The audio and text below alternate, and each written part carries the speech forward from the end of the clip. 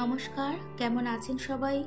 নন্দিনীর স্বাদ কাহনে আমি নন্দিনী আপনাদের সবাইকে স্বাগত জানাই।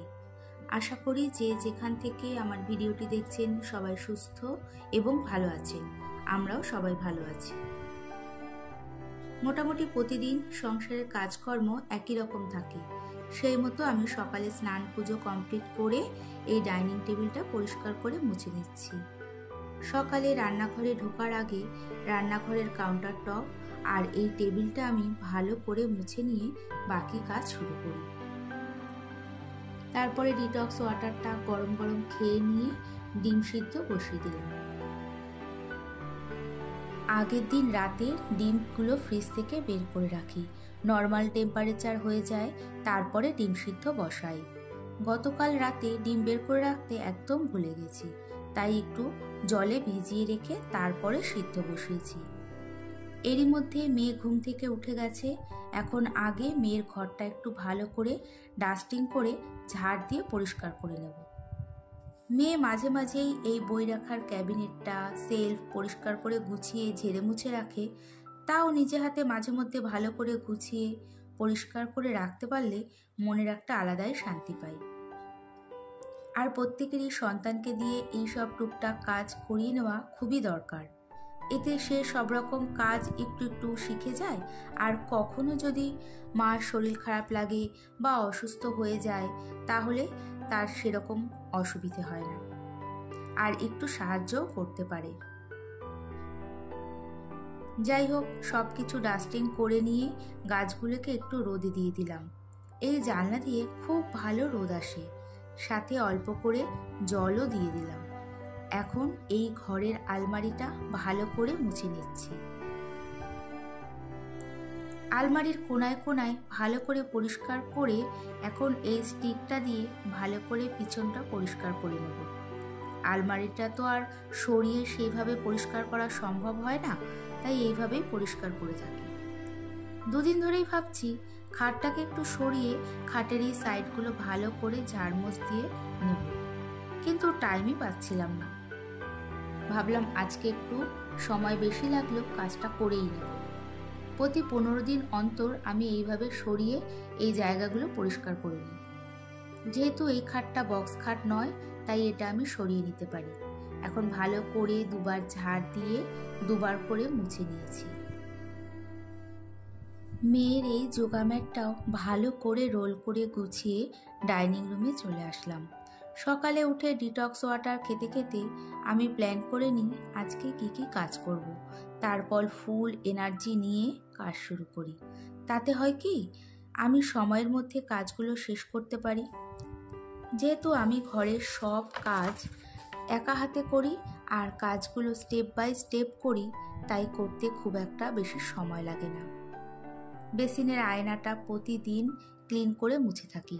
আজকে সেরকম নোংরা হয়নি, তাই শুকনো কাপড় দিয়ে মুছে নিলাম। এরই মধ্যে ঘরের সমস্ত ডাস্টিং আমার কমপ্লিট হয়ে গেছে।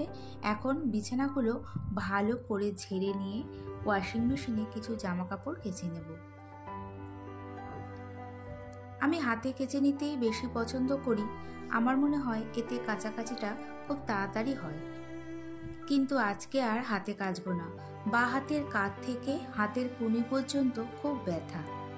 আমাদের ফ্ল্যাটের এক ডক্টর আছে, তাকে দেখিয়েছিলাম। তিনিও বলেছে যে এটা স্পন্ডিলাইসিসের ব্যথা নয়, এটা হলো ফ্রোজেন শোল্ডারের ব্যথা।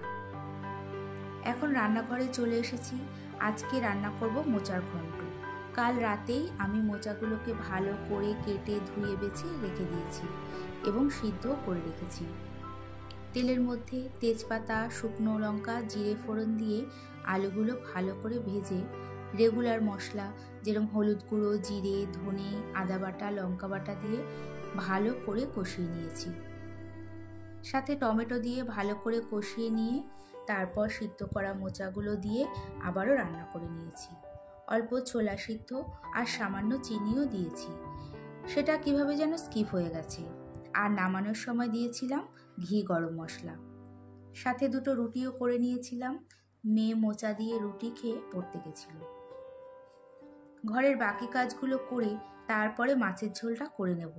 পুরো রান্নাটা করে রান্নাঘর পরিষ্কার করে ঘর ঝাড়মোছ করতে অনেক দেরি হয়ে যাবে, তাই আগে ঘর ঝাড় দিয়ে মুছে নেব। এরই সাথে ভিডিওটি দেখতে দেখতে যদি ভালো লেগে থাকে তাহলে একটা ছোট্ট লাইক এবং সাবস্ক্রাইবও করে নিতে পারেন। আর কাজটি যদি আপনি অলরেডি করেছেন তাহলে আপনাকে অনেক ধন্যবাদ। আজকে শ্যাম্পু দিয়ে ঘরগুলো ক্লিন করে নেব। শ্যাম্পু দিয়ে টাইলসের ঘর মুছলে টাইলসের ঘর খুব চকচক করে, আর যদি শ্যাম্পু দিয়ে বসে ঘর মোছা যায় তাহলে ঘরের কোনা কোনাগুলো খুবই চকচকে হয়।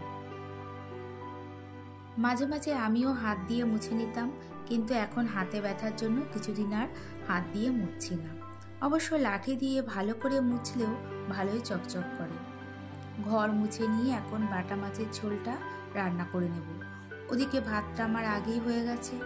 মাছগুলো ভেজে নিয়ে সিম্পল জিরে ফোড়ন দিয়ে আলু দিয়ে পাতলা করে মাছের ঝোল করে নিলাম। ওদিকে রান্নাঘরের সব বাসন মেজে সিঙ্কটা মেজে ধুয়ে পরিষ্কার করে স্নানে যাওয়ার আগে ওয়াশ বেসিনটাও ভালো করে পরিষ্কার করে নিচ্ছি। ওয়াশ বেসিনটা আমি সবসময় আলাদা একটা হারপিক থাকে সেটা দিয়ে পরিষ্কার করে নিই, খুব ভালো পরিষ্কার হয়, পুরো নতুনের মতো চকচক করে। এখন যেহেতু কিছুক্ষণ কেউ আর হাত ধোবে না এখানে, তাই শুকনো কাপড় দিয়ে ধুয়ে মুছে রাখলাম। আবার দেখা হচ্ছে বিকেলবেলা। বিকেল 5টা মতো বাজে। এখন এই তো মেয়ে পড়তে চলে গেল, ওর ফিরে আসতে অনেকটাই সময় লাগবে। সকাল থেকে রাত পর্যন্ত আমার মতো হাউসওয়াইফদের প্রচুর কাজ করতে হয়। সারাদিন কাজ করতে করতে দেখা যায় সংসারের কাজ শেষই হয় না। অনেকে মনে করে হাউসওয়াইফরা যেহেতু বাড়িতেই থাকে তাদের কি এমন কাজ থাকে, কিন্তু ভালো করে দেখলে বা সঠিকভাবে দেখলে দেখা যায় বাইরের অনেক কাজের থেকে হাউসওয়াইফদের কাজ কিছুটা হলেও বেশি। বিকেলে ঘর ঝাড় দিয়ে জামাকাপড়গুলো সব ভাঁজ করে নিয়ে সন্ধে দিয়ে নিয়েছি। ইতিমধ্যে হাজবেন্ড অফিস থেকে ফিরেছে। তারপরে স্নান সেরে সে বলল আদা দিয়ে একটু কড়া করে লিকার চা করতে। এই তো 2 কাপ লিকার চা করে নিয়েছি। বিস্কুটের কন্টেনারটাও সকালে ধুয়ে রেখেছিলাম, এখন চা খাওয়ার আগে বিস্কুটগুলো ঢেলে রাখছি। তারপর গল্প করতে করতে দুজনে মিলে চা খেয়ে নিয়েছি। দুধ গরম করতে করতে অফিস থেকে ফেরার পথে এই যে লাচ্ছা বানগুলো এনেছিল সেগুলো এখন কন্টেনারে গুছিয়ে রেখে দিলাম। মেয়ে এই লাচ্ছা বানগুলো খেতে খুবই পছন্দ করে। তারপরে চা খেয়ে চায়ের বাসনগুলো সব ধুয়ে গুছিয়ে রেখে দিয়েছি। এখন পরের দিন সকালের জন্য যে ডিটক্স ওয়াটারটা সেটাই ভিজিয়ে রাখবো, সামান্য জিরে, জোয়ান আর মৌরি দিয়ে। এরই সাথে আবারও দেখা হবে সেই আশা নিয়ে ভিডিওটি এখানেই শেষ করছি। এতক্ষণ আমার সঙ্গে থাকার জন্য ধন্যবাদ।